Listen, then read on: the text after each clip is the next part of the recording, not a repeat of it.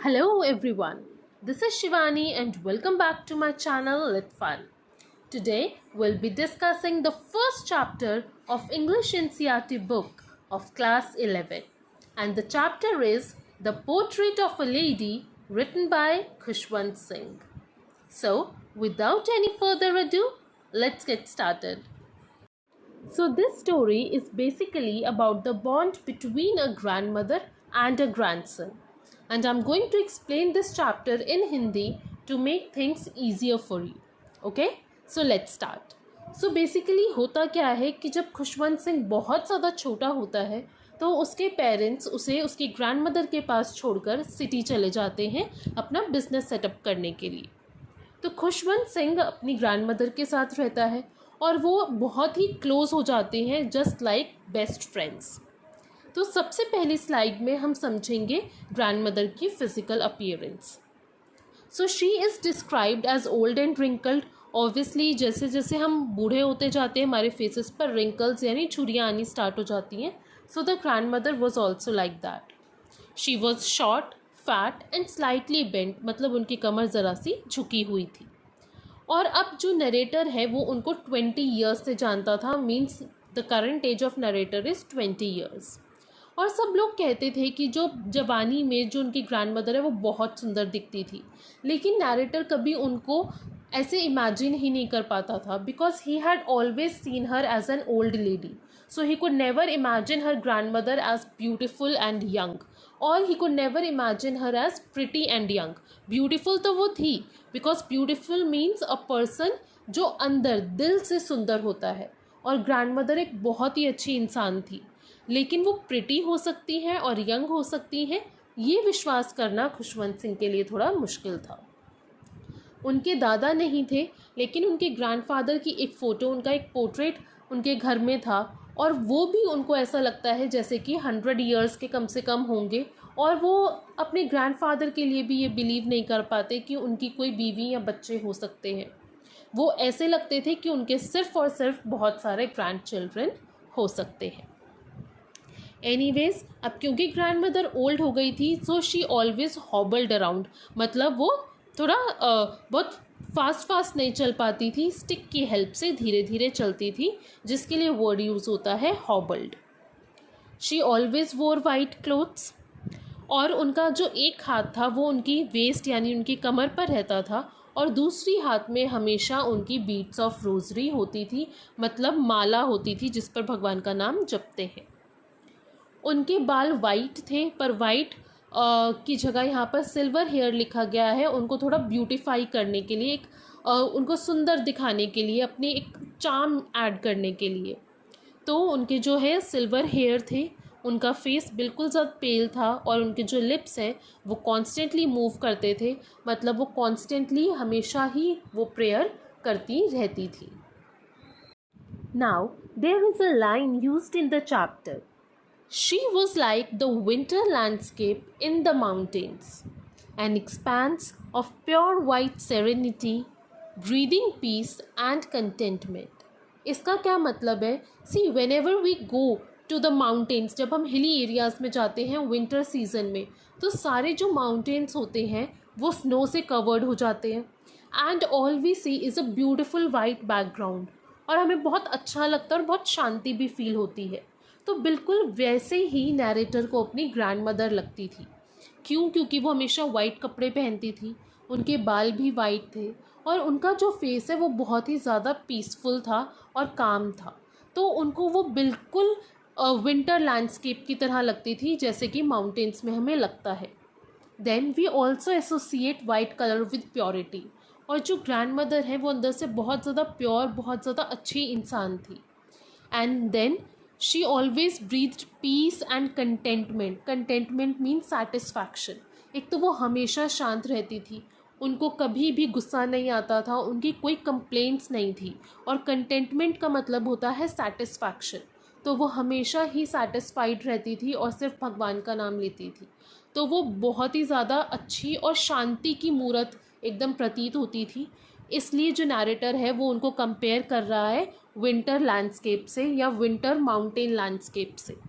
And this is also an example of simile. Simile means जब हम दो different चीज़ों को कंपेयर करते हैं यूजिंग द वर्ड लाइक और एज.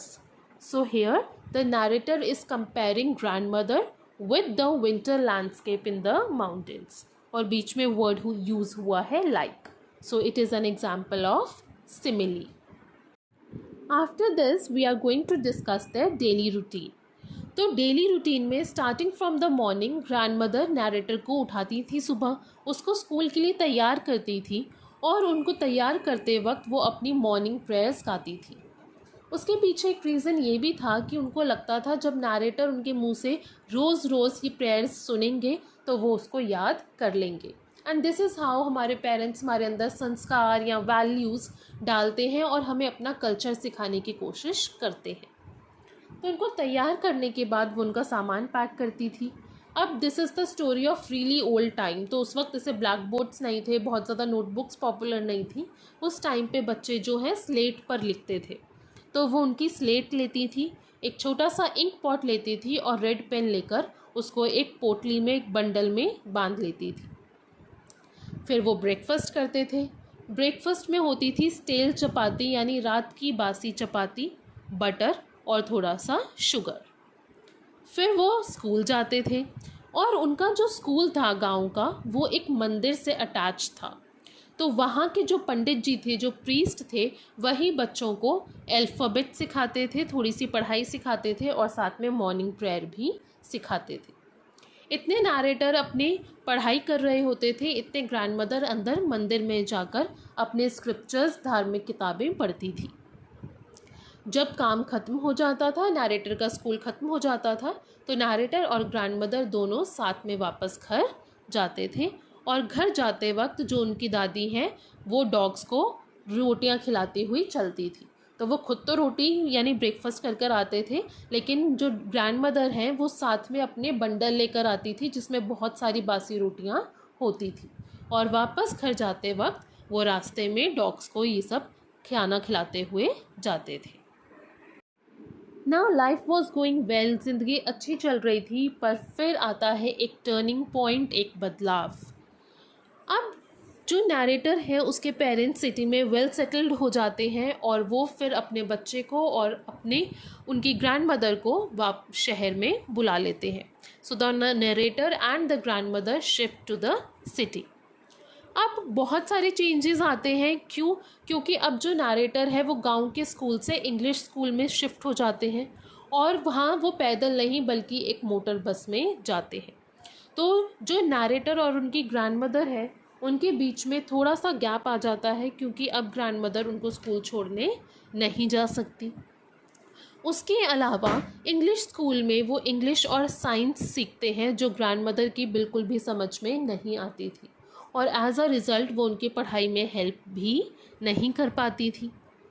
उसके अलावा वहाँ पर एक और चीज़ थी कि इंग्लिश स्कूल में उनको प्रेयर्स और धार्मिक चीज़ें, रिलीजियस चीज़ें नहीं सिखाई जाती थी, जो ग्रैंड मदर को बहुत ही ज़्यादा खलती थी कि ये क्या मैथ्स और साइंस सिखा रहे हैं, इंग्लिश सिखा रहे हैं, बट रिलीजियस चीज़ें तो बच्चों को सिखा ही नहीं रहे.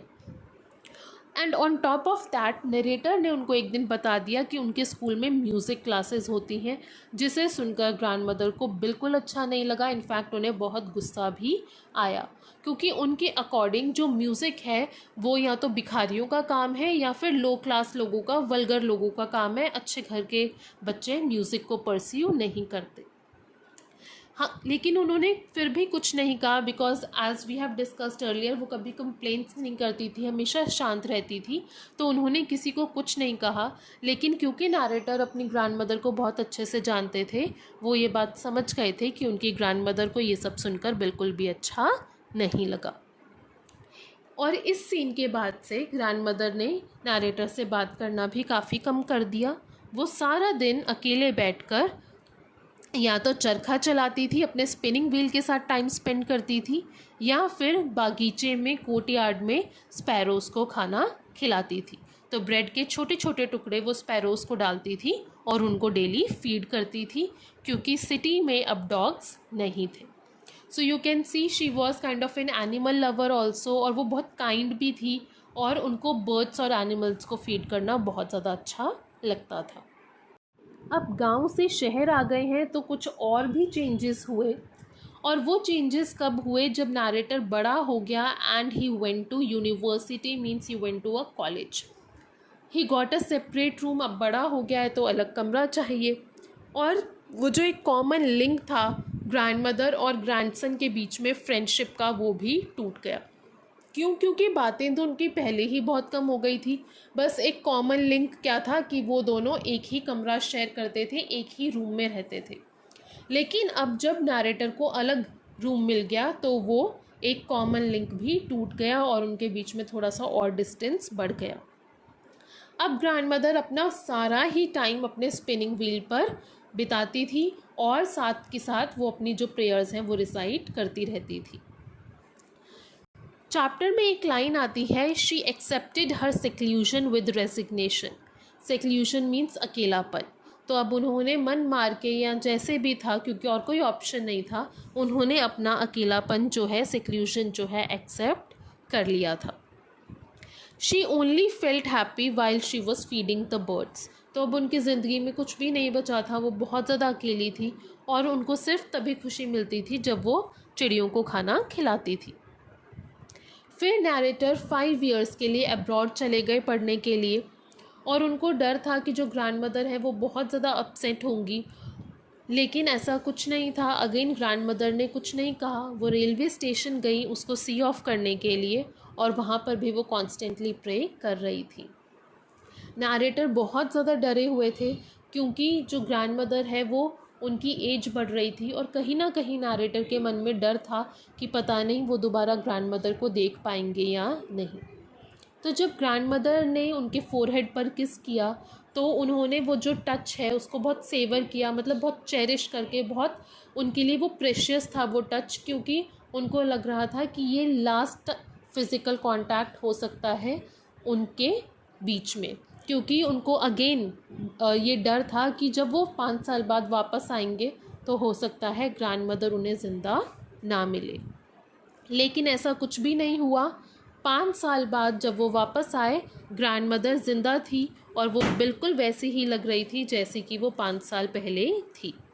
उस दिन उनकी खुशी का सबसे बहुत ही बेस्ट डे था उनके लिए। वो बहुत ज़्यादा खुश थी और खुशी में उन्होंने क्या किया, उस दिन उन्होंने स्पैरोज़ को और ज़्यादा देर तक खाना खिलाया। Now as the evening came, for the first time grandma skipped evening prayer.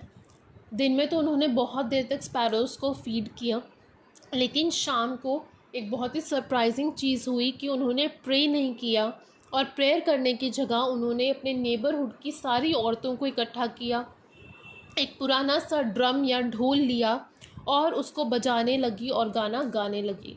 बहुत घंटों तक उन्होंने ढोल बजाया, गाना गाया नरेटर की वापस आने की खुशी में। और वो इतना ज़्यादा उसके अंदर इन्वॉल्व हो गई थी कि उनकी पूरी फैमिली को उन्हें रोकना पड़ा ताकि बहुत ज़्यादा एक्सर्शन ना हो, उनको बहुत ज़्यादा थकावट ना हो। इसी से पता चलता है कि वो नरेटर से कितना ज़्यादा प्यार करती थी और वो कितनी ज़्यादा खुश थी उनके वापस आने से। चैप्टर में एक लाइन यूज़ हुई है, thumped sagging skins of डिलिपिडेटेड drum. इसका क्या मतलब है कि वो जो ढोल है वो बहुत ज़्यादा पुराना था और जिन दोनों साइड्स पर हम ढोल को बजाते हैं वो जो स्किन होती है, जो कवर होता है, वो सैगिंग मतलब वो पुराना था, तो वो बहुत ज़्यादा जो उसकी स्किन है वो ढीली पड़ गई थी, उसको कहा है सैगिंग स्किन। और डायलिपिडेटेड ड्रम का मतलब है पुराना ड्रम जो बहुत ही ज़्यादा ख़राब सा या बिल्कुल ख़राब होने की हालत के अंदर है। तो वो उनको उसको थंप कर रही थी, मतलब ढोल बजाना, जब हम उसको पीट पीट के ढोल को बजाते हैं, so that is known as thumped, थप थप करना। At last it's time for the final goodbyes. अब इवनिंग में तो ग्रैंड मदर ने बहुत ज़्यादा सेलिब्रेशन किया, लेकिन नेक्स्ट डे मॉर्निंग में वो बीमार पड़ गई। डॉक्टर को बुलाया तो डॉक्टर ने कहा कि हल्का सा फीवर है, वो चला जाएगा। बट ग्रैंड मदर को ऐसा नहीं लगता था। उनके अकॉर्डिंग उनका जो एंड था वो बहुत ही नियर था। अब she was an extremely spiritual person, तो क्योंकि वो इतना ज़्यादा स्पिरिचुअल थी और हमेशा भगवान का नाम लेती रहती थी, तो उनके पास कहीं ना कहीं थोड़ी सी पावर थी कि उनको इंट्यूशन हो गया था, उनको पता लग गया था कि अब वो कुछ ही घंटों की मेहमान हैं। उनको थोड़ा सा रिग्रेट भी हुआ कि जब वो मौत के इतने करीब थी तो कुछ घंटों पहले उन्होंने प्रेयर करना छोड़ दिया, क्योंकि पिछली शाम को उन्होंने प्रेयर नहीं की थी। तो उन्होंने सब घर वालों को बहुत ही क्लियरली बोल दिया कि अब वो उनसे बात करने में टाइम वेस्ट करना नहीं चाहती और अपने लास्ट मोमेंट्स में वो सिर्फ भगवान को याद करना चाहती हैं। सब लोगों ने बहुत प्रोटेस्ट किया, लेकिन ग्रैंडमदर ने किसी की बात नहीं सुनी। सो वो बेड पर बहुत ही पीसफुली लेटी रही और भगवान का नाम लेती रही और अपनी माला फेरती रही। ठीक है, टेलिंग हर बीट्स मीन्स माला फेरना। And some moments later she took her last breath, और कुछ ही देर में उनकी डेथ हो गई। अब बिल्कुल ऐसे बहुत ही ब्लंटली मत लिख देना शी डाइड। ठीक है, use some good words like she took her last breath, या जैसे चैप्टर में दिया हुआ है that her lips stopped moving and the rosary fell from her lifeless fingers. उनकी लिप्स ने मूव करना बंद कर दिया और जो माला वो फेर रही थी वो उनके हाथों से फिसल कर गिर गई, विच इंडिकेट्स कि अब वो जिंदा नहीं थी। So the morning period was on. सब लोग शोक मना रहे थे। ग्रैंड मदर को नीचे लेटाया गया, उनके ऊपर रेड श्राउड मतलब लाल चद्दर ढकी गई, जैसे भी कस्टम्स थे। और जैसे जैसे सनसेट होने वाला था वैसे वैसे एक गोल्डन ग्लो, गोल्डन लाइट फैल गई उनके रूम में और वरांडा में। सो दिस अगेन शोज़ कि एक बहुत ही प्योर सोल की डेथ हुई है, वो बहुत ही स्पिरिचुअल पर्सन थी, इसलिए एक बहुत ही डिवाइन सा गोल्डन ग्लो फैल गया था सारे ही घर में। उसके बाद हमेशा की तरह स्पैरोज़ घर में आ गई, और सिर्फ 2 या 4 स्पैरोज़ नहीं थी बल्कि थाउजेंड्स ऑफ स्पैरोज़ थी। वेरांडा से लेकर रूम तक जहाँ ग्रैंडमदर को लिटाया गया था हर जगह स्पैरो बैठी हुई थी। लेकिन उस दिन वो कोई चिरपिंग नहीं कर रही थी, कोई स्पैरो शोर नहीं कर रही थी। सब बहुत ही चुपचाप बैठे थे, जैसे कि वो भी ग्रैंडमदर के मरने का शोक मना रहे हैं। जब नैरेटर की मम्मी ने देखा तो उनको बुरा लगा, तो वो भी स्पैरोज़ के लिए कुछ ब्रेड्स लेकर आई और जैसे ग्रैंडमदर करती थी उसके छोटे छोटे टुकड़े उन्होंने चिड़ियों को डाल दिए। लेकिन किसी भी चिड़िया ने एक भी दाना नहीं चुगा। और जब ग्रैंडमदर की डेड बॉडी को, उनके कॉर्प्स को वहाँ से ले जाया जाने लगा, तब स्पैरोज़ भी वहाँ से उड़ गई। और नेक्स्ट डे उनको सारे ब्रेड के टुकड़े वैसे के वैसे मिले और स्वीपर ने उनको डस्टबिन में डाल दिए। सो अगेन दिस शोज़ कि जो बर्ड्स और एनिमल्स होते हैं वो भी सब चीज़ें समझते हैं, they also get attach to the humans. तो ग्रैंडमदर इतनी काइंड थी कि इवन बर्ड्स को उनके मरने का उतना ही दुख था, और जब वो चली गई तो किसी को खाने का सूझा भी नहीं। उन्हें किसी भी स्पैरो ने कोई भी ब्रेड क्रम्ब को हाथ नहीं लगाया। And this was the end of grandmother's life, and this is the end of our story. I hope you like the video और आपको चैप्टर समझ आ गया होगा। If yes, then please do like, share and subscribe, and thank you very much for watching. We'll meet soon. Until then, happy learning. Bye bye. Take care.